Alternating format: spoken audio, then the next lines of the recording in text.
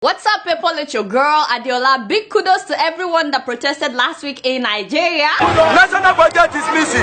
Mr. President is missing. All Nigeria is missing.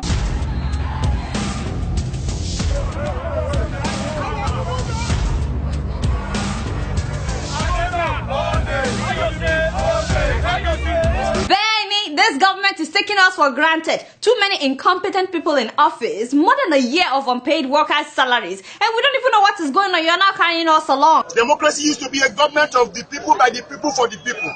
But the Nigerian system have now told us that democracy is a government of the rich, by the rich, to make laws for the poor to suffer. The fact that government wants to stop a protest is proof that protests are important. From southern Kaduna to Biafra, all Nigerian lives must matter. We don't move too much. Enough is enough. There is no point for them to hide in our president. We tried a political party, People's Democratic Party, that is now known as People Deceiving People or Papa Deceiving Pekin. Then we move on another political party, All Progressives Congress, that we now know as All Present Criminals. I beg, tell them. You know, while the real protest was going on, some people were protesting in support of Mr. President. They hired protesters. We don't get money. But we not come support Buhari now. Who push you come? They don't pay una. They never pay. But they say they go pay una. How much is it give now? Can you imagine? Can you imagine? And then these same people were begging people for money to buy water. How much be water make I give you milk una buy? This is what Nigeria has become. What am I even talking about? Nothing surprises me anymore about Nigeria. I mean, did you guys see how they welcomed former Governor James Ibori to his hometown?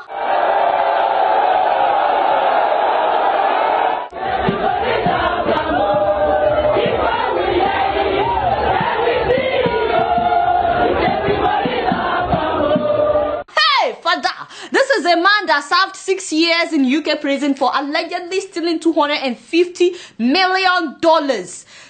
Sometimes I try to imagine what that kind of money would look like. $250 million. Hey, father, $250 million. Money that he was supposed to use to develop his state, Delta State. These same people were the ones giving him a heroic welcome. God that gave Jesus also gave James Onanefe Ibori. Now you know why Nigeria is the way it is. Meanwhile, our president is missing, as in, yes, Mr. Oga Buhari. Not like missing.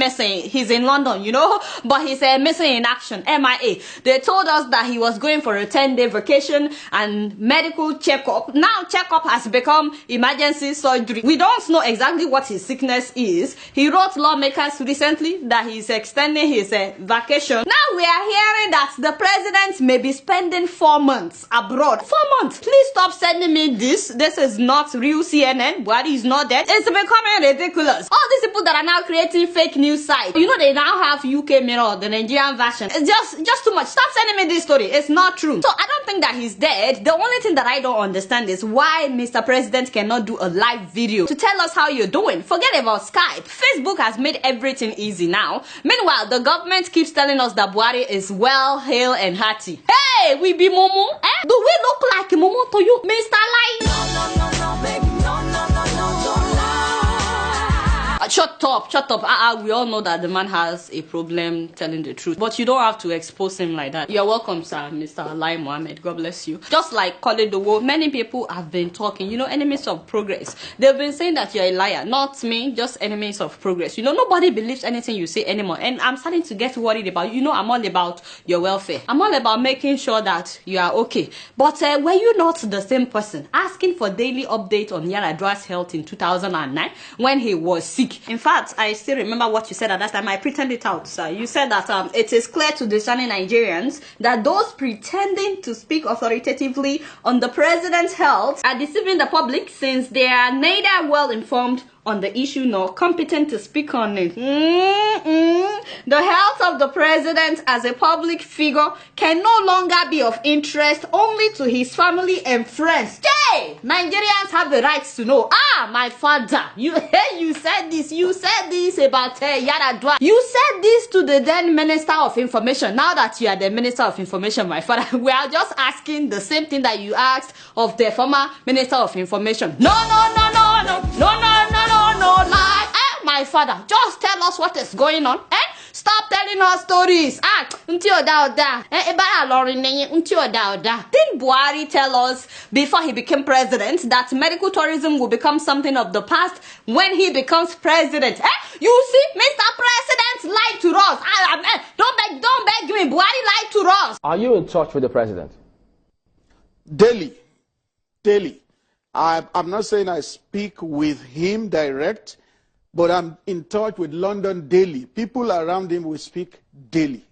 Oluwagbame, what is this? That is the special advisor to the president, okay? My father, you're welcome to this program. So you speak with him every day, but not him. I'm not saying I speak with him direct, but I'm in touch with London daily. People around him will speak daily. What happened to this one? My eyes is pushing me because of you. Are you an assistant to Buhari or the people around Buhari? Which one? Why then did you not advise that the letter which came on Sunday afternoon should have come a lot earlier, because the National Assembly were not sitting, and they're not at the moment? They're not?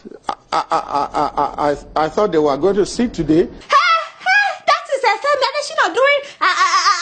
No way. Well, I am sure that if an emergency comes up, they can always ask them to show up and take a decision. And I don't think this is like a national emergency. This is more like following due process.